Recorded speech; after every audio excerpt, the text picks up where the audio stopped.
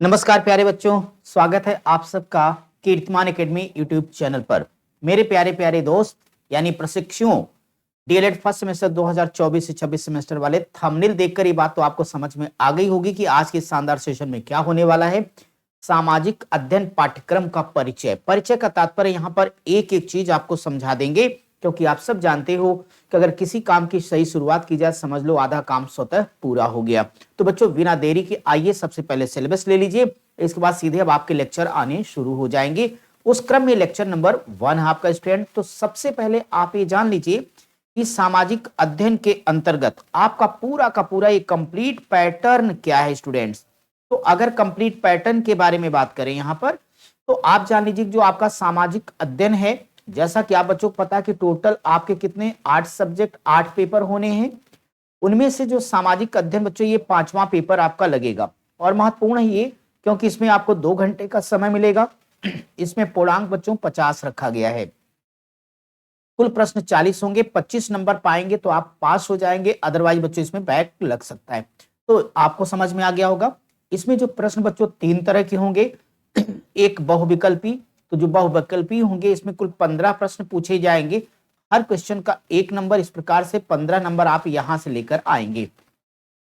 अति लघुत्तरीय प्रश्न बच्चों, इसमें 30 शब्द में आपको अपने उत्तर देने होते हैं। इसमें भी कुल 15 क्वेश्चन पूछे जाते हैं। हर क्वेश्चन का 1 नंबर मिलता है, 15 नंबर आप यहां से लाओगे। तीसरे तरह का जो प्रश्न होगा स्टूडेंट, वो आपका होता है लघु उत्तरी, जिसके प्रश्नों का उत्तर आपको 50 शब्दों में लिखना होता है और यहाँ पे कुल आपसे 10 प्रश्न पूछे जाएंगे। हर प्रश्न पर 2 नंबर मिलेगा। इस प्रकार से 20 नंबर आप यहां से लाओगे। तो प्रश्नों को जोड़ दो, 15 15 30 और 10 40 प्रश्न हो गए आपके। ये 40 प्रश्न हो गए और नंबर हो गए 15 15 30 और 20 50 अंक हो गए। तो आप इसके महत्ता को, इंपॉर्टेंस को अपने आप समझ गए होंगे बच्चों।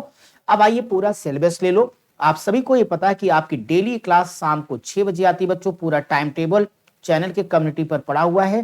तो एक क्लास आपकी रोज शाम 6 बजे आती है, दूसरी 6:50 पर बच्चों डेली आती है। हफ्ते के 7 के 7 दिन क्लास आती है।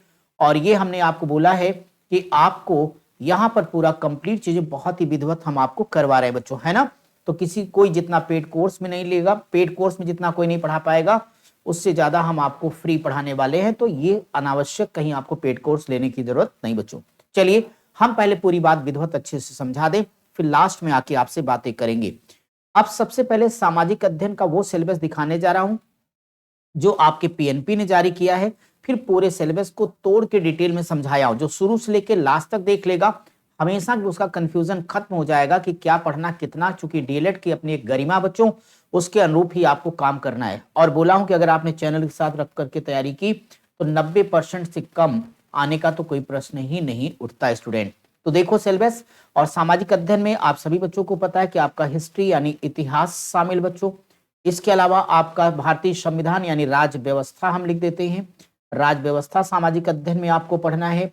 और साथ में बच्चों भूगोल पढ़ना है। और इसके अलावा आपको अर्थशास्त्र से जुड़ी हुई जानकारियां भी यहाँ पर पढ़नी पड़ेंगी आपको। और इन सबको मिला करके ही आपके कुल 40 प्रश्न बनने वाले हैं 50 नंबर के लिए। तो पहले उस सिलेबस को देखो जो आपको आपके डीएलएड डिपार्टमेंट यानी पीएनपी ने दे रखा है स्टूडेंट। और फिर एक एक सिलेबस में क्या क्या रियल में टॉपिक हैं सब कुछ क्लियर करूंगा बच्चों। आप देखो सबसे पहले आपको इतिहास पढ़ना है।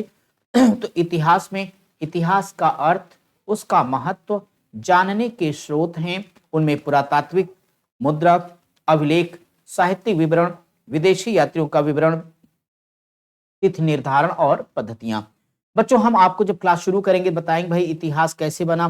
तो जब आपको समझाएंगे इति धन आस से मिलकर बना है इतिहास, जिसका शाब्दिक अर्थ आप जानोगे कि निश्चित रूप से ऐसा हुआ है।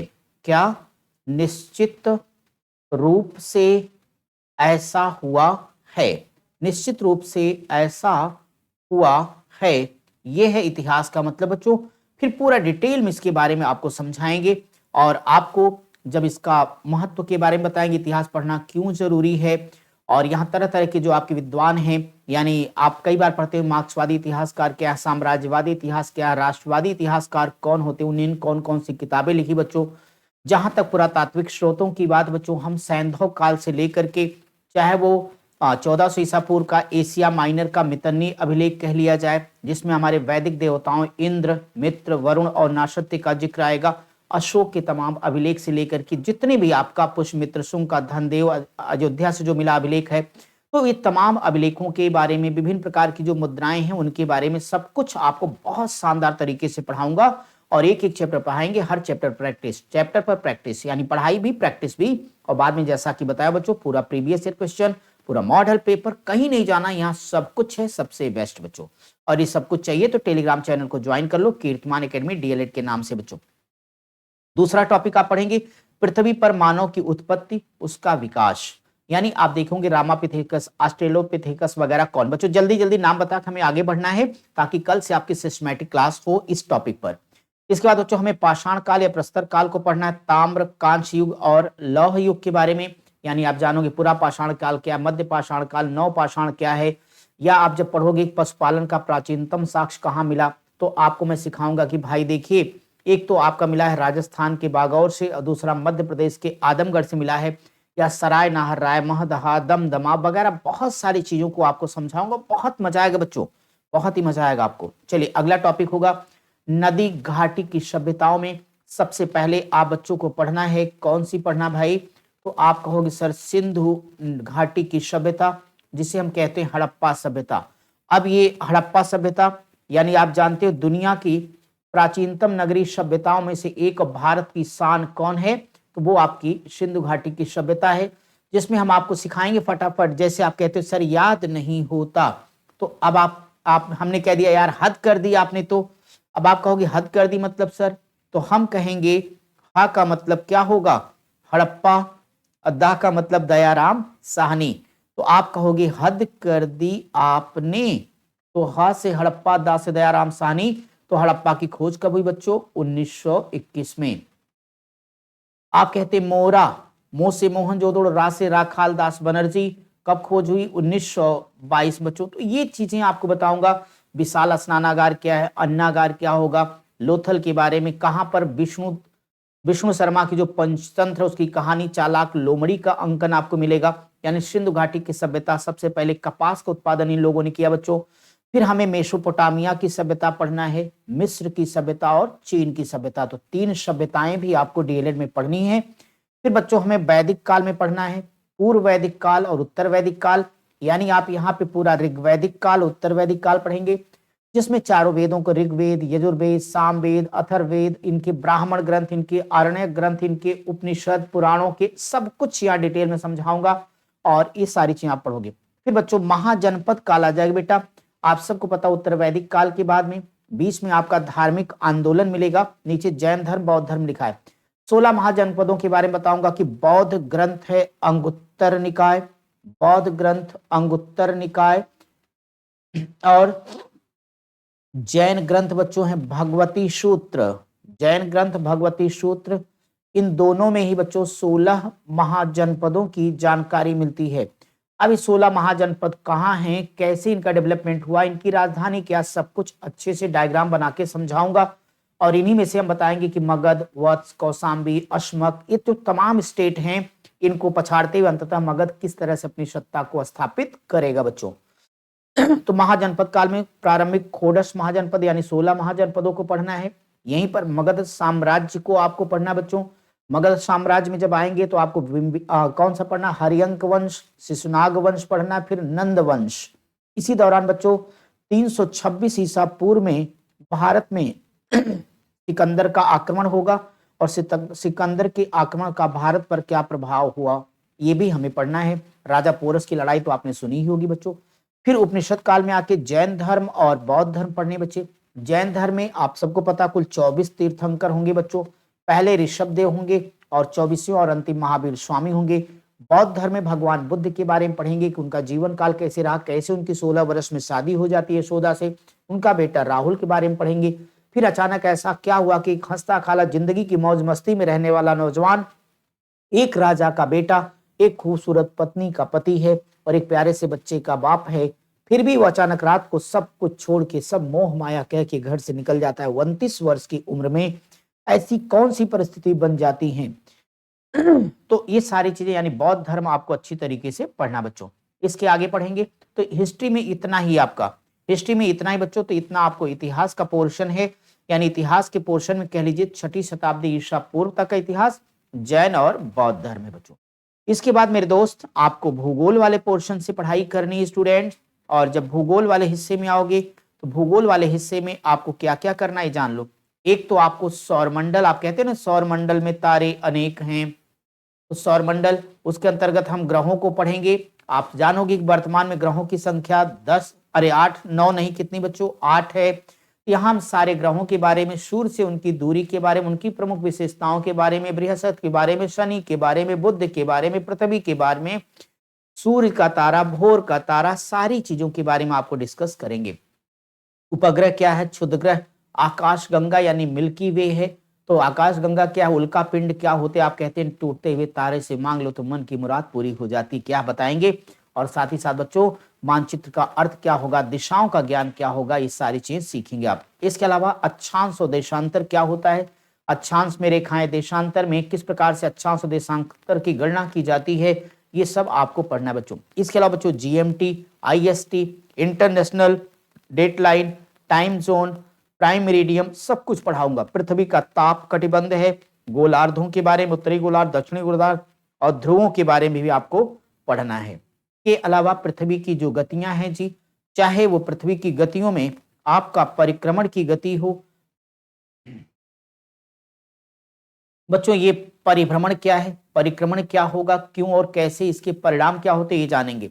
महाद्वीप कितने बच्चों, तो हम लोग सारे के सारे महाद्वीपों के बारे में पढ़ेंगे। सातों, सबसे बड़ा कौन, सबसे छोटा कौन से, किसकी जनसंख्या ज्यादा है, कहां पर व्यापारिक गतिविधियां बहुत ही अनुकूल है, कौन कहने के लिए केवल महाद्वीप है, ये सारी चीजें हम पढ़ेंगे। महासागरों की बात करेंगे बच्चों, भारत भी तो हमारा 3 तरफ से महासागरों से घिरा हुआ, प्रशांत महासागर, हिंद महासागर, अरब, सबके बारे में पढ़ेंगे।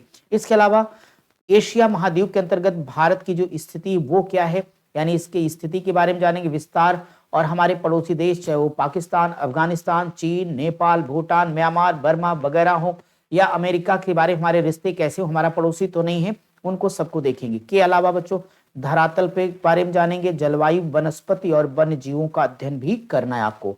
खगोलीय संगठन में स्टूडेंट नासा और इसरो को आपको पढ़ना है बच्चों।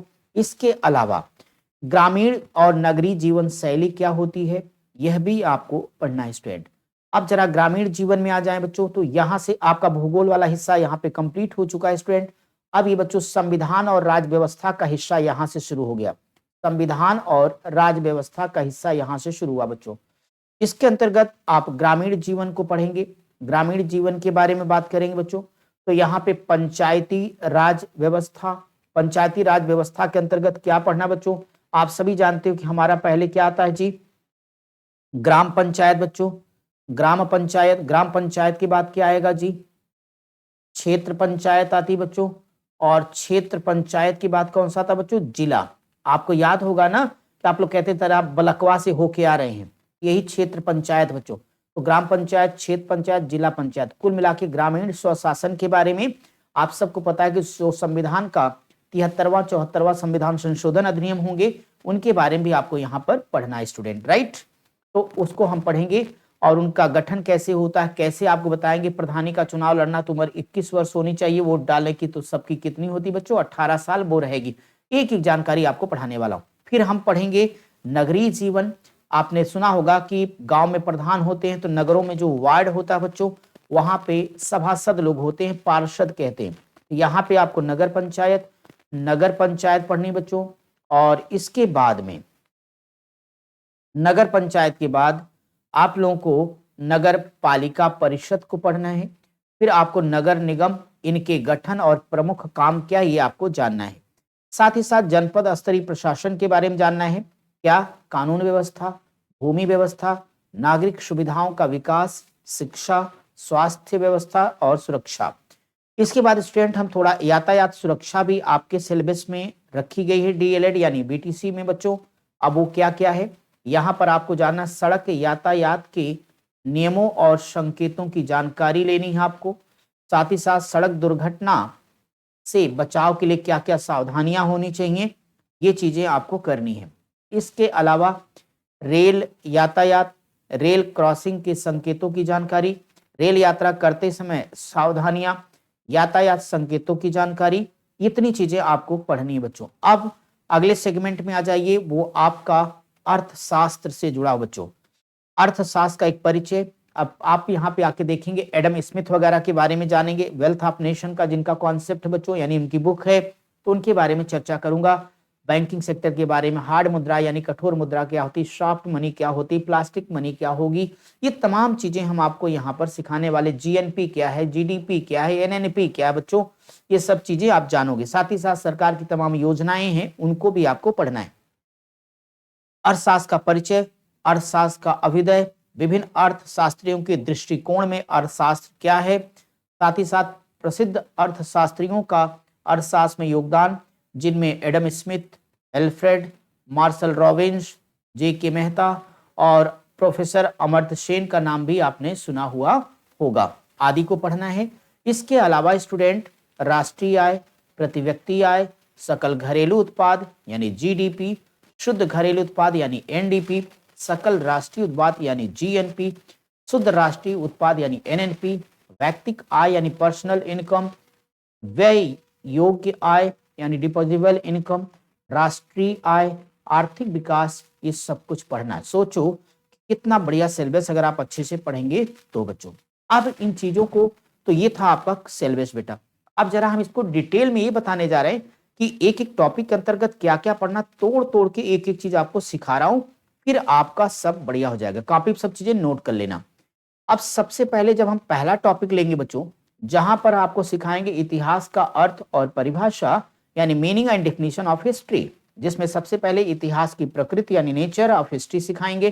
फिर इतिहास का कला के रूप में, history in the form of art क्या होती बच्चों। फिर इतिहास विज्ञान के रूप में, एक एक चीज सीखते जाओ। फिर इतिहास कला विज्ञान दोनों रूपों बच्चों, ये स्टेटमेंट कई बार आपके डीएलएड में पूछा जा चुका है। फिर इतिहास का स्कोप, स्कोप ऑफ हिस्ट्री, इतिहास का क्षेत्र क्या है ये आप जानोगे।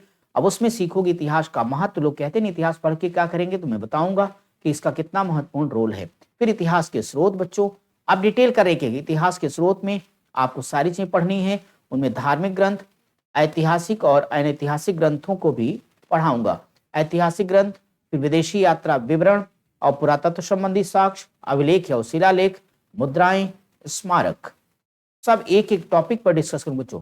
काल निर्धारण की तिथियां, जिसमें आपको सिखाएंगे C14 विधि यानी कार्बन डेटिंग विधि क्या है, इस तरह तमाम चीजें। सापेक्ष काल निर्धारण की जितनी विधियां उनकी चर्चा होनी है। फिर निरपेक्ष काल निर्धारण के लिए विधियां कौन कौन सी प्रयोग होंगी उस पर चर्चा करूंगा। सेकेंड टॉपिक में पृथ्वी पर मानव की उत्पत्ति और विकास में क्या पढ़ेंगे, जीवों की उत्पत्ति, मानव का विकास। फिर बच्चों स्टोन एज यानी पाषाण काल, पाषाण काल में क्या बेटा, पुरा पाषाण काल, मध्य पाषाण काल, नव पाषाण काल।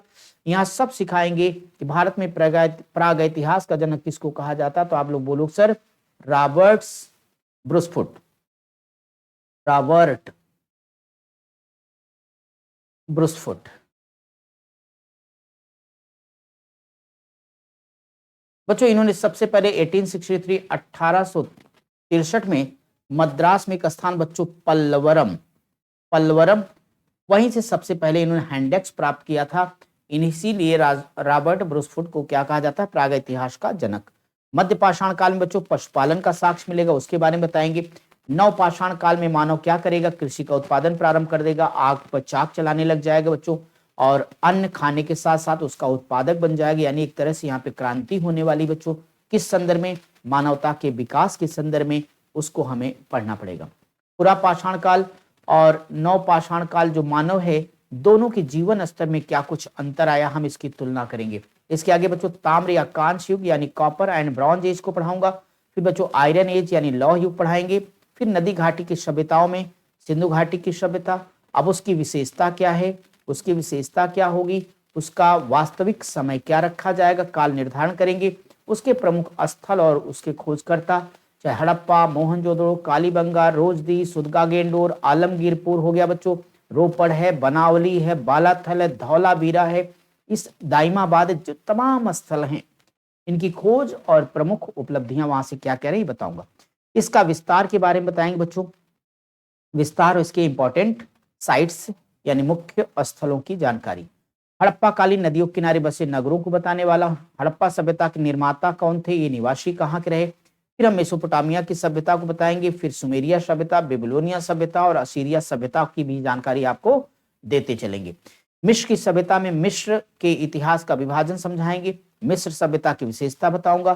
फिर चीन की सभ्यता बच्चों, चीन का राजनीतिक इतिहास भी यहाँ समझाते चलेंगे बच्चों। चीनी सभ्यता की विशेषताओं को डिस्कस करेंगे।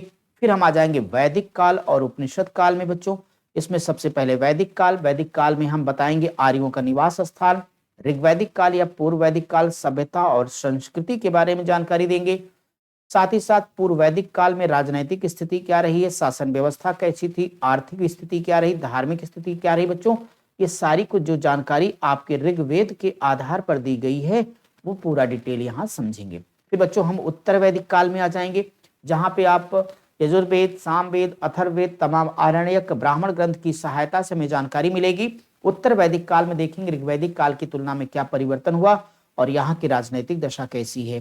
फिर हम देखेंगे सामाजिक दशा के बारे में, फिर हम इनकी आर्थिक दशा, धार्मिक दशा और साहित्यों को देखेंगे बच्चों। इसके बाद महाजनपद काल में आ जाएंगे, तो प्राचीन भारत के जो 16 महाजनपद उनको देखेंगे। उनके 16 महाजनपदों की साक्ष्य में कहाँ से मिले, भगवती सूत्र और बौद्ध ग्रंथ अंगुत्तर निकाय की चर्चा करूंगा। इसमें आके बच्चों एम्पायर ऑफ मगध, मगध साम्राज्य की स्थापना को हम बड़े विस्तार से समझेंगे बच्चों। फिर सिकंदर का भारत पर आक्रमण में क्या देखेंगे, सिकंदर का भारत में विभिन्न राज्यों के साथ जो युद्ध हुआ, चाहे राजा पोरस से हो, चाहे राजा आम्भी का उसके सामने समर्पण कर देना हो बच्चों, ऐसी तमाम अच्छी अच्छी जानकारी यहाँ पे सीखेंगे आप। इसके बाद भारत पर सिकंदर के आक्रमण का क्या प्रभाव पड़ा ये जानेंगे। फिर हम उपनिषद काल में आके जैन धर्म और बौद्ध धर्म को पढ़ेंगे बच्चों। जैन धर्म के अंदर हम क्या क्या पढ़ने वाले जान लो। खासतौर पे महावीर स्वामी जैन धर्म के बारे में पढ़ेंगे, जैन धर्म की शाखाएं, उसका प्रचार प्रसार पढ़ेंगे, इसके प्रमुख सिद्धांत को पढ़ेंगे और जैन धर्म के जो प्रमुख ग्रंथ है उनके बारे में आपको जानकारी दूंगा। जैन धर्म की उन्नति या प्रसार कैसे हुआ, इसका फिर पतन क्या हो गया, क्यों हो गया, ये जानेंगे बच्चों। इसी प्रकार से अब हम आएंगे बौद्ध धर्म में। तो जब हम बौद्ध धर्म को आपको पढ़ा रहे होंगे बच्चों, तो सबसे पहले बौद्ध धर्म का क्या करेंगे, आपको परिचय देंगे। गौतम बुद्ध और बौद्ध धर्म के बारे में बताएंगे, भगवान बुद्ध की शिक्षाएं, उनके द्वारा जो 4 आर्य सत्य को बताया गया उसके बारे में समझाएंगे। अष्टांगिक मार्ग या मध्यम मार्ग क्या होता है ये सिखाऊंगा। बौद्ध धर्म के दर्शन और सिद्धांत पढ़ने हैं, बौद्ध साहित्य और जो बौद्धों के समय की चारों संगीतियां बच्चों, चारों संगीतियों के बारे में बताएंगे, चाहे वो अजातशत्रु के समय में हुई हो, चाहे कालाशोक, चाहे अशोक या फिर कनिष्क के समय में। बौद्ध धर्म का प्रचार प्रसार और इतना अच्छा धर्म होके भी क्यों हो गया पतन, ये बातें पूरे विस्तार से हमने बताई इतिहास के लिए बच्चों। अब यहाँ पे भूगोल शुरू होगा बच्चों, भूगोल शुरू होगा। आज के बाद सिलेबस पूरा क्लियर हो जाएगा आपका। सौरमंडल जानोगे, सोलर सिस्टम क्या है स्टूडेंट, इसमें सूर्य को पढ़ना है, फिर सौरमंडल के पिंड को जानना आप लोगों को, प्लैनेट्स क्या होते हैं, क्या ड्वार्फ प्लैनेट क्या होते हैं, उपग्रह, क्षुद्रग्रह, आकाशगंगा, धूमकेतु, पुच्छल तारा है, सबको पढ़ना। उल्का पिंड, तारे और तारामंडल, मानचित्र पर उनका प्रदर्शन कैसे होगा बच्चों, ये चीजें आप सीखोगे। मानचित्र का अर्थ और डेफिनेशन जानेंगे, इसका क्या काम होगा आपके लिए, उस पर भी चर्चा करेंगे। मानचित्र के घटक क्या होते हैं, इसके प्रकार क्या होते हैं, इनको प्रदर्शित करने की विधियां कौन कौन सी, इनको पढ़ा कैसे जाता है, और मानचित्र जब हम प्रयोग करते हैं तो हमें कौन कौन सी बातें ध्यान में रखनी चाहिए, ये सब कुछ आपको सीखना है। एटलस, एटलस में मानचित्र और चित्रों का प्रयोग कैसे है, इसकी उपयोगिता और महत्व क्या होगा, मानचित्र से संबंधित अन्य जो महत्वपूर्ण तथ्य होंगे वो भी डिस्कस कराऊंगा आपको। इसके बाद बच्चों ज्योग्राफी में अक्षांश और देशांतर रेखाएं क्या होती, बड़े विस्तार से और ध्यान से समझेंगे कि अक्षांश रेखा क्या होगी, देशांतर क्या होगी। अक्षांश और देशांतर से संबंधित इंपॉर्टेंट फैक्ट देखेंगे, देशांतर और समय को जानेंगे बच्चों। ग्रीन विच मीन टाइम है, प्राइम मेरिडियम है, ये क्या है आपको सीखना है। फिर स्थानीय टाइम, मानक, भारतीय मानक समय बच्चों आपको बताएंगे 82.5 डिग्री पूर्वी देशांतर रेखा से ये होकर गुजरेगी, पूर्वी देशांतर बच्चों। इसके बाद में पृथ्वी पर ताप कटिबंध अंतरराष्ट्रीय तिथि रेखा को बताएंगे बच्चों। फिर गोलार्धों में उत्तरी गोलार्ध को हमें पढ़ना है, भूगोल और जलवायु के बारे में आपको पढ़ना है। फिर महाद्वीपों की पूरी सूची देंगे, 7 महाद्वीप समझाएंगे आपको, दक्षिणी गोलार्ध को बताएंगे, उत्तरी ध्रुव, फिर जलवायु इनका कैसा है, वनस्पतियां, जीव जंतु के अलावा उत्तरी ध्रुव और आर्कटिक क्षेत्रों पर प्रादेशिक प्रभाव। बच्चों मैं फटाफट इसलिए चल रहा हूं कि आप सारी चीजें कम समय में अच्छे से कर पाओ और क्लास बड़ी मस्ती के साथ लेंगे, क्योंकि अभी आपके पास क्या होगी, एक क्लास चलेगी बच्चों। जब प्रैक्टिस कराएंगे तब हम लोग थोड़ा सा स्पीड रखते हैं, बाकी तो मस्ती के साथ आप पढ़ोगे जैसे लगेगा ऑफलाइन पढ़ रहे हो ना। चलो आगे क्या पढ़ना है, दक्षिणी ध्रुव पर उसकी भौगोलिक परिस्थिति और भारतीय दल की सफलता कितनी रही है इन ध्रुवों के संदर्भ में, या जो हमारे मिशन गए हैं उस पर। फिर पृथ्वी की गतियां और ऋतुओं का परिवर्तन देखेंगे। घूर्णन या परिभ्रमण क्या होता है, रोटेशन, परिक्रमण या वार्षिक गति क्या होती है, रिवोल्यूशन क्या होता है बच्चों, ये सीखोगे। फिर ऋतु परिवर्तन का परिणाम क्या होगा, पृथ्वी की गतियों से संबंधित कुछ महत्वपूर्ण तथ्यों को देखोगे। आगे जब पढ़ेंगे तो महाद्वीपों और महासागरों का परिचय आपसे करवाने वाले हैं कि महाद्वीप और महासागर क्या होते हैं बच्चों। अब इसमें महाद्वीप अलग बताएंगे, महासागर बताएंगे। फिर अगले टॉपिक पे आएंगे, एशिया महाद्वीप पे भारत की स्थिति के बारे में बताएंगे। यहाँ पूरा भारत का हम परिचय कराएंगे, अक्षांतरी विस्तार, देशांतरी विस्तार, भारत के जो तमाम राज्य उनके बारे में, उनकी भौगोलिक परिस्थितियों के बारे में, नदी, झील, तालाब, पर्वत, पठार सब बताऊंगा। स्थिति और विस्तार भी चर्चा होगी बच्चों। अगर हम यहाँ कुछ भी टॉपिक टच करेंगे तो लंबा होगा, इस नाते हम टू द पॉइंट फटाफट बता के लेके चल रहे हैं। पढ़ने का तरीका है, पहले सिलेबस पता हो, इस नाते बेटा शुरुआत कर रहे हैं शानदार तरीके। भारत के भू आकृतिक भाग, इसके बाद में भारत के राज्यों, उनकी जलवायु सारे हम बताएंगे। किस प्रकार से 28 राज्य हैं, 8 केंद्र शासित प्रदेश हैं। अभी आपको जानकारी है या नहीं, सारी बातें हम आपको सिखाने वाले, स्टूडेंट एक एक करके समझाएंगे। राज्य, राजधानियां, बहुत चीजें आपको बताने वाला हूं, ठीक है ना। चलो, मौसम और ऋतुओं के बारे में जानोगे। भारत की वनस्पति, वन और वन्य जीव के अलावा भारत की वनस्पति वन में राष्ट्रीय वन नीति, सामाजिक वानिकी, भारत में वन्य जीव, भारत में वन जीव का संरक्षण कैसे होगा ये जानेंगे। भारत में वन जीव संरक्षण का उद्देश्य क्या है, और खगोलीय संगठन में नासा को जानना है और इसरो को, इनको बताएंगे। फिर राष्ट्रीय वैमानिकी और अंतरिक्ष प्रबंधन को समझाएंगे। फिर भारतीय अंतरिक्ष अनुसंधान संगठन यानी इसरो के बारे में आपको पढ़ना है जी। फिर अगले टॉपिक में आएंगे बच्चों, ग्रामीण और नगरीय निकायों का गठन, यानी संविधान वाले पोर्शन में आ गए, जिसमें ग्रामीण और नगरीय जीवन शैली, फिर गांव और ग्रामीण जीवन शैली को जानेंगे। फिर नगर और नगरीय जीवन शैली कैसे क्या होती है इसके बारे में पढ़ना हम लोगों को बच्चों। पूरी पंचायती राज व्यवस्था हम देखेंगे, पंचायती राज व्यवस्था के लिए संवैधानिक प्रावधान क्या ये जानेंगे। पंचायती राज व्यवस्था जुड़ी जो तमाम समितियां हैं, अध्ययन उनके दल हैं, उनकी जो रिपोर्ट हैं, और कौन सी मानी गई, नहीं मानी गई, क्या हुआ, फायदा नुकसान पंचायती राज से, सब कुछ सीखेंगे। इनकी संरचना और संगठन को भी जानेंगे, पंचायतों के बारे में बच्चों। इनका निर्वाचन कैसे होता है, फिर ग्राम पंचायत, क्षेत्र पंचायत, जिला पंचायत, नगरीय प्रशासन, नगर शासन व्यवस्था के संबंध में क्या है संवैधानिक प्रावधान, इसको जानेंगे। स्थानीय निकायों का निर्वाचन कैसे होता है बच्चों, यहाँ पे नगर पंचायत, नगर पालिका परिषद, नगर निगम, जल, जनपद, जिला स्तरीय प्रशासन कैसे काम करेगा ये देखेंगे। साथ ही बच्चों डीएम, आप कहा जाता है ना जिले में एक ही राजा होता है जिसे कहते हैं डीएम, डिस्ट्रिक्ट मजिस्ट्रेट। इसके अलावा बच्चों लॉ एंड ऑर्डर, कानून व्यवस्था पढ़ना आपको, जिले के प्रमुख विभाग और उनकी अधिकारियों को जानना है। फिर रेवेन्यू एडमिनिस्ट्रेशन, राजस्व प्रशासन जाना बच्चों। फिर लैंड सिस्टम, भू व्यवस्था, भूमि व्यवस्था बेहद जरूरी बच्चों। नागरिक सुविधाएं और विकास के बाद बच्चों हमें अगला टॉपिक देखना, रेल सड़क यातायात सुरक्षा, जिसमें यातायात और सुरक्षा, यातायात नियम और संकेतों की जानकारी, यातायात के जो विभिन्न प्रकार के संकेत हैं वो आपको समझाऊंगा। अगर सड़क पर कोई दुर्घटना होती है तो इसका प्रमुख कारण क्या है, बच्चों के लिए सड़क सुरक्षा के नियम क्या बनाए गए हैं, सड़क दुर्घटना से बचाव के लिए क्या सावधानियां होंगी।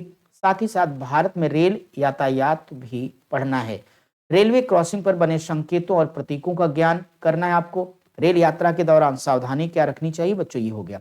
अब आप अंतिम भाग पर आओगे जहां पे अर्थशास्त्र, अर्थशास्त्र में बच्चों अर्थशास्त्र, राष्ट्रीय आय और आर्थिक विकास आपका मेन टॉपिक है। इसके अंतर्गत क्या क्या पढ़ना है, पहले तो बताएंगे अर्थशास्त्र क्या होता है, अर्थव्यवस्था, अर्थशास्त्र और अर्थव्यवस्था में अंतर सीखना हम लोगों को। फिर जानेंगे अर्थशास्त्र का अर्थ और उसका ऐतिहासिक विवेचन, अर्थशास्त्र की परिभाषाएं, इसकी शाखाएं, इसका महत्व। फिर प्रसिद्ध अर्थशास्त्रियों का अर्थशास्त्र में क्या योगदान है, और इन अर्थशास्त्रियों में नाम हमें पढ़ना किसको, एडम स्मिथ को, अल्फ्रेड मार्शल को, रॉबिन्स को, प्रोफेसर जे.के. मेहता को और प्रोफेसर अमर्त्य सेन को। इसके बाद बच्चों हमें नेशनल इनकम, राष्ट्रीय आय, फिर राष्ट्रीय आय से जुड़ी हुई अन्य चीजें हमें जाननी, उसके कॉन्सेप्ट यानी अवधारणाओं को जानना है। फिर राष्ट्रीय आय के आकलन का सिस्टम, पद्धति क्या वो जानना है। राष्ट्रीय आय के मापन का महत्व क्या है ये भी सीखना बच्चों। इसके बाद राष्ट्रीय आय और आर्थिक विकास। मेरे प्यारे बच्चों ये था आपका संपूर्ण पाठ्यक्रम जिस पर हमने विस्तार से चर्चा की है, और उम्मीद करता हूं कि जो भी बच्चा यहां तक आया है इसका अर्थ ही वो पढ़ने के प्रति सीरियस है और ये दूसरा अर्थ ये भी है कि वो 90% से कम स्कोर नहीं करेगा बच्चों। और अब आपको ये मालूम है कि आपके अपने इस कीर्तिमान एकेडमी पर बच्चों आपकी जो क्लास का टाइम है मैं यहाँ पे शार्ट में लिख देता हूँ। क्लास का जो टाइम स्टूडेंट अगर आपको पता है तो ठीक है, नहीं तो जान लो।